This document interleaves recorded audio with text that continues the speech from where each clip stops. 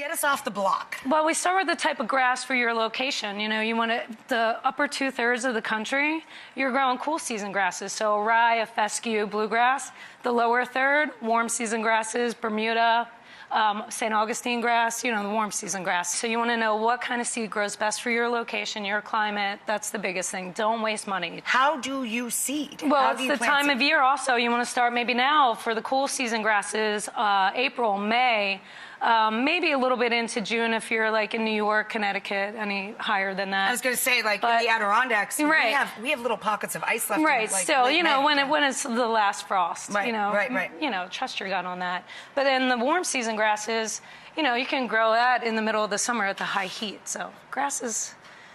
So what do we have here in our grass plant box? I'm going to show you how to seed properly because a lot of people do it the wrong way. So really, you want to just throw your seed down, but then you want to rake it in. Okay. So it has coverage of soil on both sides, but don't bury it because that's not good. This is a little bit fluffier than like your home soil. And then you really want to like stomp it down.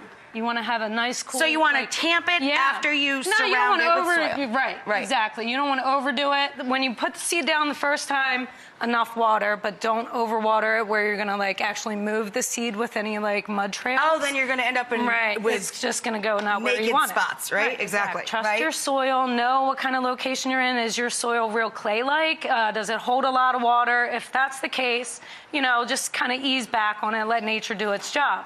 Now, if you have an irrigation system and you want to know how much water is, you know, getting into your yard or your lawn, you just put some pie plates. Say that. I know, 10 times pie fast. Plates around your yard to see how much water is collected from that irrigation sprinkler hose. So if the sprinkler comes on at certain times of the day or for a certain period of the day, see how much you're actually watering it by collecting it in a pie tin. Exactly. Yeah. And you don't need too much water. You know, don't overwater. Overwater, and too much of anything is bad for you. So too much water is bad for seed, for plants in general. Soil test.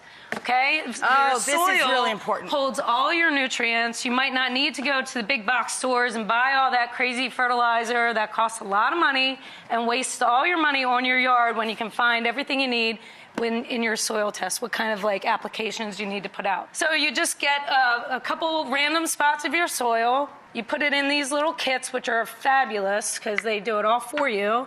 And it comes with a little envelope and everything? Everything's self-contained in the kits. And you can get that online, or you can get like kits from your university extension agency, the Department of Agriculture for your state, for your location. Wow. Just go online and Google soil tests. Pop it in there? Pop it in, seal it up, send it away. You'll get the results. And then when you get your results, you can actually go to the garden stores and they can assist you in finding the right type for your I love that.